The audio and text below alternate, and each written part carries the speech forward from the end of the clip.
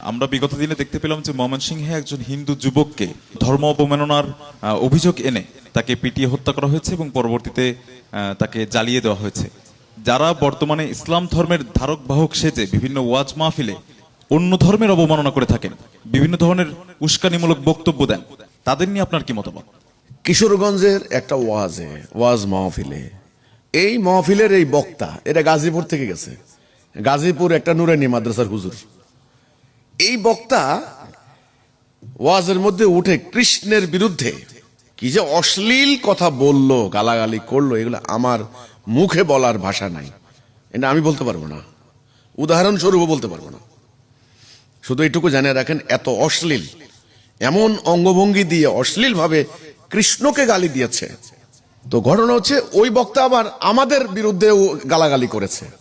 তো আপনি যে বললেন বাংলাদেশে অনেক ভাইরাল বক্তা, আমি দেখেছি ভাইরাল বক্তা অন্য ধর্মের অবতার, ধর্মগুরু, ধর্মগ্রন্থ সেগুলো উল্লেখ করে করে গালাগালি দেওয়া হচ্ছে, উস্কানিমূলক কথা বলা হচ্ছে। সেটা তো বিচার করবে কে? এরা বাংলাদেশটারে পাইছে 55,600 বর্গ মাইলের একটা দেশ। এইটা এই ভূখণ্ডের ভিতরে পড়ে এরা নিজেদের জমিদারি তালুত মনে করে।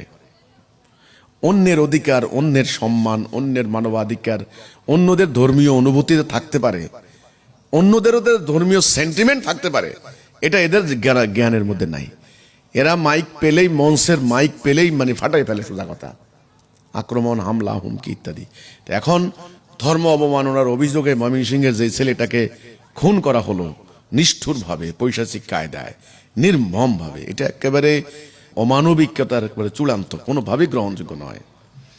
এখন আপনার প্রশ্ন হচ্ছে, যারা যে সমস্ত হুজুররা, যে সমস্ত ধর্মীয় বক্তারা মুসলমানদের মধ্যে অন্য ধর্মের গালাগালি করে, তাদের ব্যাপারে তাহলে এরা কি করেন? হ্যাঁ, এখানে আমরা ভারতে যাইয়া করতে বলেন, এখানে তো এরা মনে করে হিন্দুরা মাইনরিটি, হিন্দুরা হলো অল্প সংখ্যায় কম, কাজেই আমি যত ইচ্ছা আমি বলে যাব, আমারে কে ধরবে? এই বক্তারে এবার ভিসা দিয়ে ভারতে পাঠাই দেন না, দেখবেন কৃষ্ণের প্রশংসা করতে করতে পাগল হয়ে গেছে। এরা এরকম। এখানে এদের ব্যাপারে কি বলবে আমার আর কোনো কথা নেই। আমি মনে করি যারা অন্য ধর্মের মানুষকে অসম্মান করে, অশ্রদ্ধা করে, অপমান করে, গালাগালি করে, তারা নিজ ধর্ম সম্পর্কে অজ্ঞ। রাসূলুল্লাহর নিজের নির্দেশ ছিল যে অন্যদের দেবদেবীকে তোমরা গালাগালি করো না, তাহলে তোমার আল্লাহকে তারা গালি দিবে। কি সুন্দর কথা! আল্লাহ স্বয়ং অশ্লীল বাক্য ব্যবহারকারীর বিরুদ্ধে কঠোর কথা বলেছেন। আল্লাহ পিছনে নিন্দাকারী, অশ্লীল বাক্য প্রয়োগকারী, কথা টুইস্টকারী, হ্যাঁ, সত্যের সঙ্গে মিথ্যা মিশ্রণকারী, এর বিরুদ্ধে আল্লাহ অভিসম্পাত করেছেন। সেগুলো করে যাচ্ছে এরা। তো এরা সাম্প্রদায়িক অপশক্তি, সোজা কথা। এখন এরা এই বাংলাদেশে করে, মনে করে এদের ধরার কেউ নেই, এদের বলার কেউ নেই। এরা বলেও যে আমাদেরকে ধরার কেউ নেই। এদেরকে ইন্ডিয়া পাঠাই দেন না ভিসা দিয়া, দেখেন কি করে, অথবা চীনে পাঠাই দেন না, দেখেন ওয়াজ করতে পারে কিনা, জিব্বা কাইটা ফেলবে একেবারে সোজা।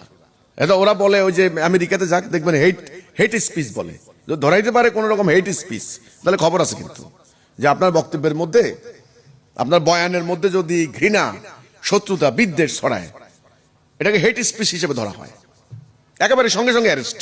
এ তো বাংলাদেশে এগুলো এরা করতে পারছে, এদেরকে ধরবে কে? এদেরকে আইনের আওতায় আনবে কে? তা আমি মনে করি এরা এরা ইসলাম না, এরা প্রকৃত মুসলিম না, এরা ইসলামকে ধারণ করে না, ইসলামের বক্তা না, এরা ধর্ম ব্যবসায়ী, ধর্মকে উপজীব্য করে 2 দিন রুটি রুজি করবে। বাংলা একটা কথা আছে, এই কাজ করে কয়দিন খাবি, এই কাজ করে বেশি দিন খাইতে পারবে না এরা। কারণ সত্য একদিন মানুষ জানবে, তখন এদের গলা টিপে ধরবে মানুষ।